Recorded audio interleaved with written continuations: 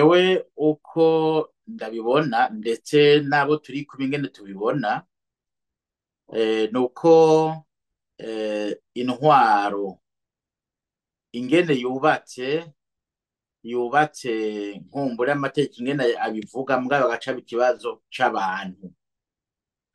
Ni ukuvuga hariho umukuru w'igihugu, hakabaho leta, hakabaho abakozi bo hasi, hakabaho amashirahamwe ya leta. Mu bisanzwe umukuru w'igihugu ico asabwa n'ibwirizwa nshingiro ni ugutunganya igihugu. Ni ukuvuga intwaro ibwirizwa kubaho kugira ngo itunganirize uwo munyagihugu, kuko guhera kuri perezida gushika hasi ico bajejwe ni kuza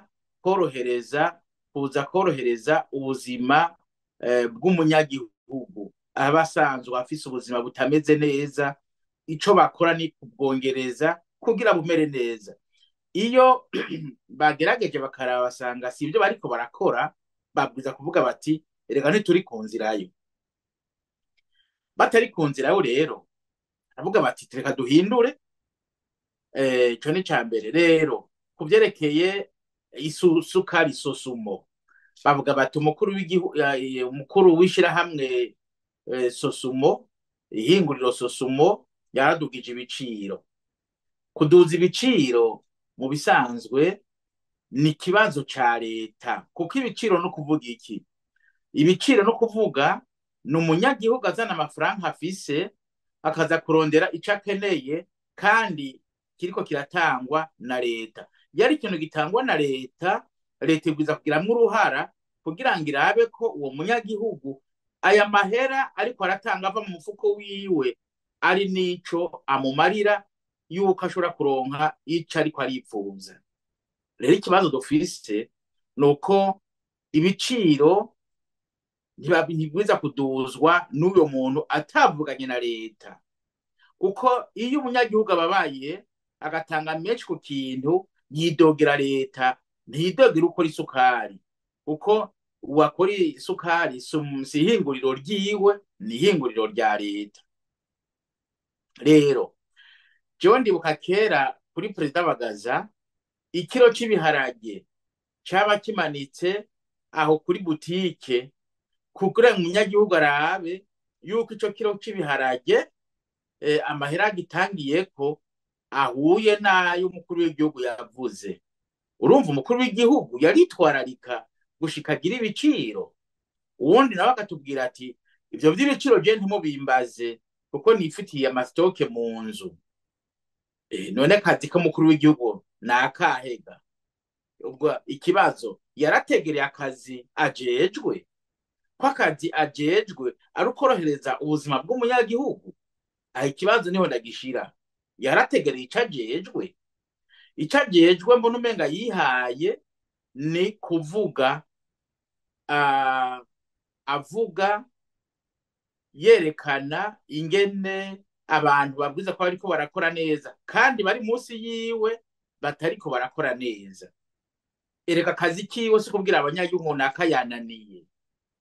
Akazi kiwe ni ukuvuga ati naka baramwidogera ko atakora neza, reka ndamuhindure kuko ndafise ivyo nemeza, ivyemeza ko uyo muntu ariko arakora ukutariko, aramuhindura. Ntabwira umunyagihugu ngo uyu muntu yananiye, ngo jewe ngo ntiyumva, ngo jewe ngo ndagerageza. Oya, siko kazi kiwe.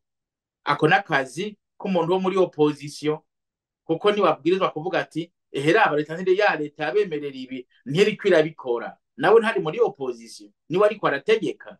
Opposition nayo bikora imubaza ati kwibutsa ariko urabikora neza. Nawe ntashobora kwibaza kuko ntariko ndabikora neza kandi ari wenyene. Nabikore neza rero. Nabikora neza abanyagihugu bazonezerwa kuko bazoronka ivyo bintu bariko baripfuza. Ni ukuvuga ivyo bakeneye kandi bakabironka ku buryo bugabane bwumvikana, kuko abazi imibereho y'abanyagihugu. Rero niho ndababwira nti uko kwidoga si ibyiwe, umukuru w'igihugu ntiyidoga yokwidogerande ko ari wari hejuru, ariko aridoga uko bica bisigura iki? Ko babandi bari munsi yiwe batakiri munsi yiwe, bari hejuru yiwe. Kuko uwidoga hidoga umuntu ari munsi, ntihidoga umuntu ari hejuru. Umuntu ari hejuru atanga amategeko, atanga amabwirizwa, arategeka. Iyo utanguye kwidoga kandi ariwe wabwirizwa kumva imyidogo, nawe ukaza kwidoga, hariho abantu uri kuravuga bari hejuru yawe bakunaniye. Iyo umuntu ashobora kumukura aba yakunaniye. Muri ico gihe rero kiba gisigaye abwira itangazo, abwira abarundi ati muri iki gisata naka niwe nagishinze, ntiyumva, yitwa naka, abari kumwe bitwa naka, abari kumwe bitwa naka, ejo jewe ndabakuye, nimwabona ndabakuye bakangarariza, mumenye icabaye, murahaguruka. Jewe nibaza ko yovuga uko yoba ari tangazo ryonezera abarundi.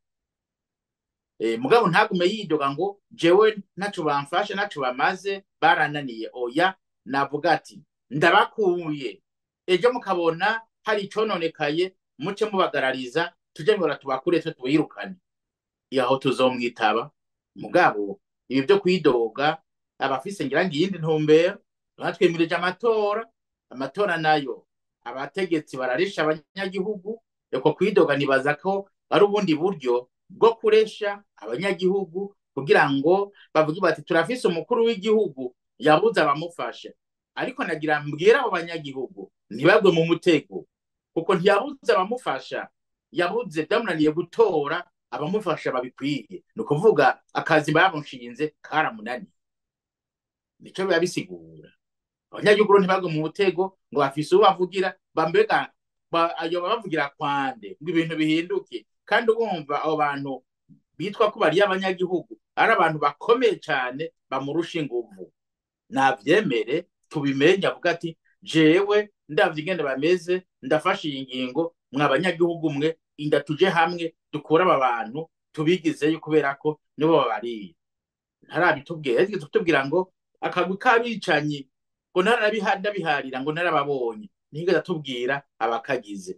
Uyu munsi aratubwira abantu bafise b'amasoko batora amafaranga muri za BRB, ntatubarira baribo. Abamugora ntatubarira baribo. Urumva twaba kuvuga tuti burya ari kumwe nabo, ngira abavuganya ati wege nuzuravuga kurya nako twibandanirize, tuzomenya aho duhurira. Undi nagira ndabibutse ko abarundi womenga kubera batigeze bigishwa ivy'igihugu, mu vy'ukuri ntibigishijwe ivy'igihugu ngo bamenye yuko umunyagihugu mu gihugu ari we nyenurugo, kandi ari we ashobora gutora naka kubera ko afise porogaramu nziza, atayirangura akavuga ati warampenze have.